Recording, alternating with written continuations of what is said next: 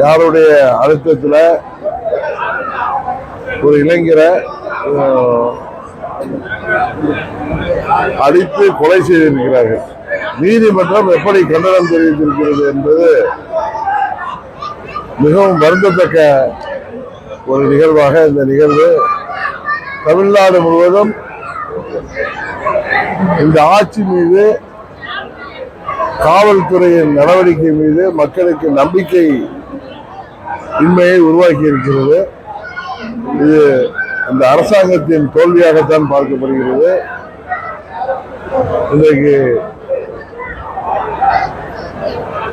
Social மீடியாவில், நீதிமன்றத்தில் வரும்போது நீதியரசர்கள் எப்படியெல்லாம் கேள்வி கேட்டார்கள், அதற்கு இந்த அரசாங்கம் பதில் சொல்ல முடியாமல் எப்படியெல்லாம் தலைகுனிந்து நிற்கிறார்கள் என்பது பார்க்கும் பொழுது நல்ல வேளை நீதி தேவதை இருப்பதால் தான் இன்றைக்கு மக்களுக்கு ஓரளவு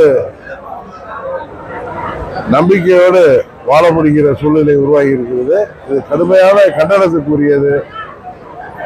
யாரின் உத்தரவு பேரில் அந்த உயிர் பறிக்கப்பட்டிருக்கிறது என்பதை இந்த அரசாங்கம் விரைவாக அவர்கள் மீது நடவடிக்கை எடுக்க வேண்டும் என்பதுதான் எல்லோருடைய கோரிக்கையும். அதுதான் அதிமுக பாஜக கூட்டணி இரண்டாம் கட்ட தலைவருக்கு விருப்பம் இல்லைன்ற ஒரு தாக்கத்தை இந்த ஆட்சியில சட்டம் ஒழுங்கு சந்திச்சிருக்குது. போதை மருந்து புழக்கம் தமிழ்நாட்டில் பட்டி தொட்டி எல்லாம் பரவி கிடக்குது. இந்த ஆட்சியை விட்டு விட்டு எங்களது கூட்டணி பற்றியே திரும்ப திரும்ப நீங்க கேள்வி கேட்பது உண்மையிலேயே வருத்தத்தக்கதாக இருக்கிறது. திசை திருப்புவதற்காக இன்றைக்கு நாட்டில் நடக்கின்ற அவலங்களை, இந்த ஆட்சியின் கொடுங்கோன்மையை, இந்த ஆட்சியின் கையாளகத்தன்மையை திசை திருப்புவதற்காக கேட்கப்படுவது போலதான் எனக்கு தோன்றுகிறது. கூட்டணியில நிறைய பேர் மாத்தி மாத்தி பேசுறாங்க. யார் சிஎம் சொல்லல. கூட்டணின்னா திமுக கூட்டணியில திரு சண்முகம் என்ன பேசுறாரு, சிபிஎம் லீடர் என்ன சொல்றாரு, இந்த ஆட்சி திமுக ஆட்சியில தேர்தலுக்கு முன்பு திரு ஸ்டாலின் அவர்கள் சொன்ன வாக்குறுதிகளை எல்லாம் நிறைவேற்றினால்தான் தைரியமாக மக்களை 26 சந்திக்க முடியும் சொல்றாரு. திருமாவளவன் டெய்லி ஒரு கருத்தை சொல்லிட்டு இருக்காரு.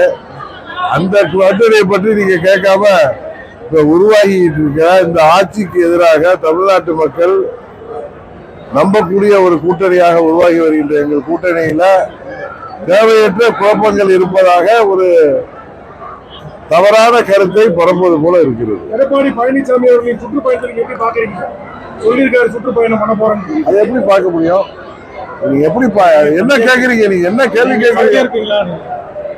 ஒவ்வொரு கட்சியும் ஒவ்வொரு கட்சி தலைவர்கள் நடைபயணம் செல்றாங்க.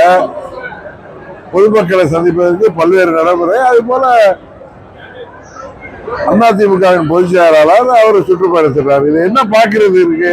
அன்னைக்கு மதுரையில முதல்வர் பவனி வந்தப்ப அங்க சாக்கடையெல்லாம் துணி போட்டு மறைச்சு எப்படி அதெல்லாம் நீங்க படம் பிடித்து காட்டினீர்களோ, அது போல தஞ்சாவூர்ல எனது சொந்த மாவட்டம் சொல்லி டெல்டாக்காரன் தான் அப்படின்னு முதல்வர் சொல்லிட்டு மாறுதட்டிட்டு போற இடத்துல விவசாயிகள்லாம் கருப்பு கொடி காட்ட முயன்று அவர்கள் எல்லாம் கைது செய்யப்படுகின்ற அவலம் தான் இந்த தமிழ்நாட்டில் நடக்குது.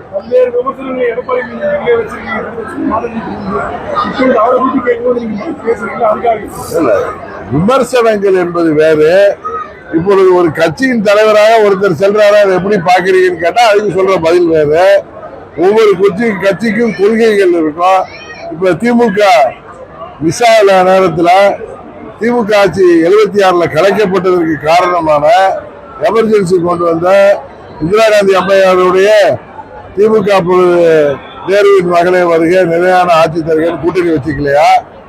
இன்றைக்கு காங்கிரஸும் கம்யூனிஸ்டும் கேரளாவில் கடுமையாக எதிர்த்து போராடுறவங்க இந்த கூட்டணியில் இல்லையா? நீங்க கேட்பதே எனக்கு ஆச்சரியமாகவும் அதிசயமாக இருக்கு. இதுவரைக்கும் இல்லாத ஒண்ணு எதுவும் தமிழ்நாட்டில் புதுசா நடக்கல.